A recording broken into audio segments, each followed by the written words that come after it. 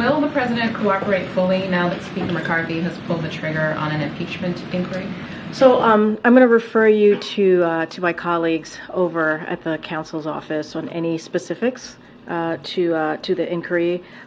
Certainly not going to speculate on what has been a baseless inquiry that the House Republicans can't even really defend themselves, and that many House Republicans have said they couldn't support their own votes.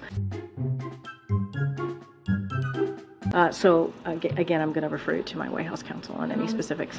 Sorry, and on the speech tomorrow, he's going to Maryland. Why is he going to Maryland, a blue state, instead of maybe a red state, to talk about his economic policies?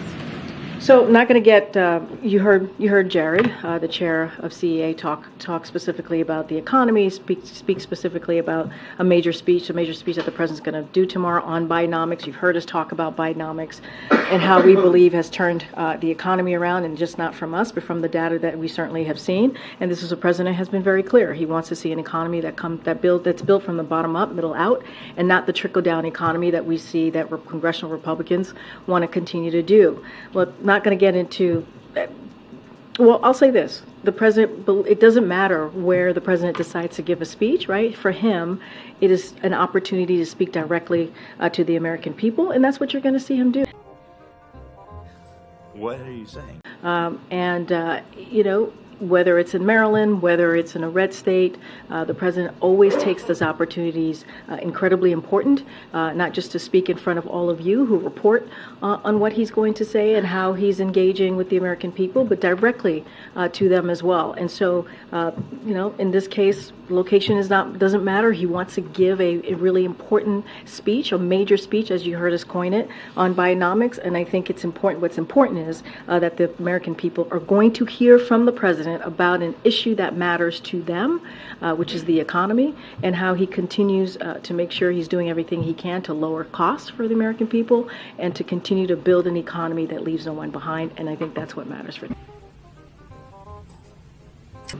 Hey, Karine, on impeachment, you just mentioned House Republicans' baseless claims. How confident are you that there will be no evidence that incriminates President Biden and Hunter's business dealings as this goes forward? So let me just give a little bit of a lay down here, because I think it's important. Any specifics to the inquiry, certainly I want to say this at the top, as I said to Darlene, I'm going to refer you to my colleagues at the counsel's office. But I also want to be clear about a couple of things.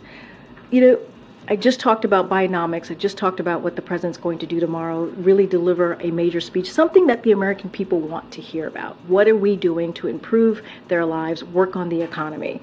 And these are real issues, real priorities for Americans. And like I said, like lowering costs. But what you see Republicans in Congress, right, they have spent all year investigating the president. That's what they have spent all year doing. What? Why? Why? And have turned up with no evidence, none, that he did anything wrong. I mean, that is what we've heard over and over again from their almost year-long investigation, and that's because the president didn't do anything wrong. Even House Republicans have said the evidence does not exist.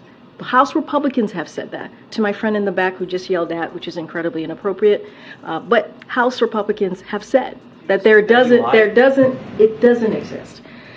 Their own investigation have actually debunked their ridiculous attacks, and the only reason Speaker McCarthy is doing this political stunt, and we have seen it, you all have reported, is because Majority Taylor Greene has said she threatened to shut down the government. Can you imagine shutting down the government over a political stunt? And we're talking about vital programs that American families need.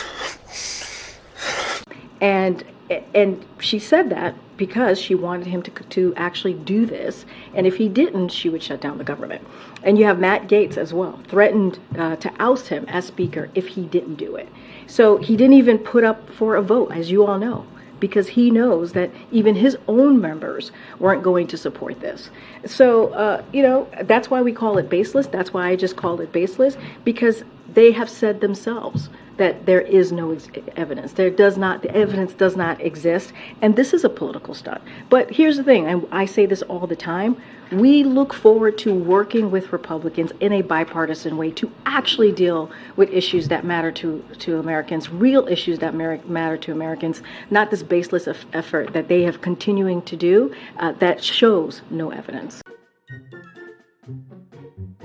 Well, given that, will the president still be able to work with House Republicans, including Speaker McCarthy, to avert a shutdown in a couple of weeks? I mean, look, the shutdown should not happen. That is Congress's job, to avoid a shutdown. I've said over and over again here at this podium, just for the past couple of minutes, that these are vital programs that American families need. So that's their basic duty. Their basic duty is to keep the government open. We've already agreed. We've agreed. There was a bipartisan agreement on how to move forward with the budget that they voted on. And so, look, a deal is a deal. They should keep their word, and they should keep the government open. Go ahead, Nancy. You just brought up the lack of a vote. Does the White House view this impeachment inquiry as legitimate, given that there has not been a vote to open it? So, Nancy, I appreciate the question, but I actually, from what I just laid out, Republicans haven't made it pretty clear just how illegitimate this is. They've made that very clear. This is an entire exercise of how to do this in an illegitimate way. And again, it's a political stunt, and it is going after the president politically, not about the truth. There's no truth here. And so we think they should work with us on legitimate issues, things that actually matter to the American people. And that's what they want to see. That's what the American people want to see. We're going to talk about Bidenomics. You're going to hear from the president speak to that directly. In a few minutes, the president's convening his cabinet, his cancer cabinet, to talk about an issue that matters to the American people, about saving lives, what else we can do to deal with cancer across the country. And, that's what we believe. So if you don't view it as legitimate, does that mean that the White House doesn't believe it needs to comply with requests that come as a result of this inquiry? So look, I'm going to let the counsel's office, my colleagues there, speak to this directly as to what, when it comes to cooperating. I'm going to let them speak to that. Enough! Silence! I can't take this shit no more.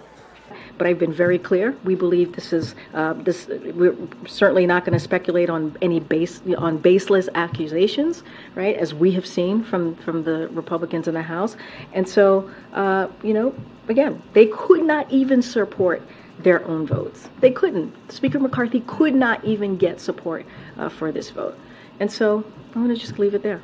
Has the president had an opportunity to speak with Speaker McCarthy about the looming shutdown and potential ways out of this mess? So I don't have any conversations the president has had with the speaker. I can say definitely that our OMB director here, Shalonda Young, and also the Leg Affairs office has been in direct communications for the past several weeks, even months, with members in Congress. That's going to continue. I just don't have anything to read out. As you know, the president is continues to have conversations with members in the House and the Senate regularly. I just don't have a specific conversation to read out. You want to be, remember? I know what you did. Consider renegotiating the agreement it struck with Speaker McCarthy earlier this year? Here's the thing. A deal is a deal. Like, they voted on this. They voted on this. It was a bipartisan deal. And, they should move forward with what they agreed on. It was voted in the House, in the Senate, and Republicans voted for this, Democrats voted for this. So I don't see the issue here. They should move forward with this. Okay, John. Karine, can you describe how President Biden reacted to the impeachment decision by the... I don't have anything to share about the president's reaction to this. All I can tell you is the president's focus on the American people, hardworking American people. You'll see him in a few minutes when he speaks to his cancer cabinet, and then you'll certainly hear from him tomorrow with the Bidenomics. Oh, okay. I'm out of here.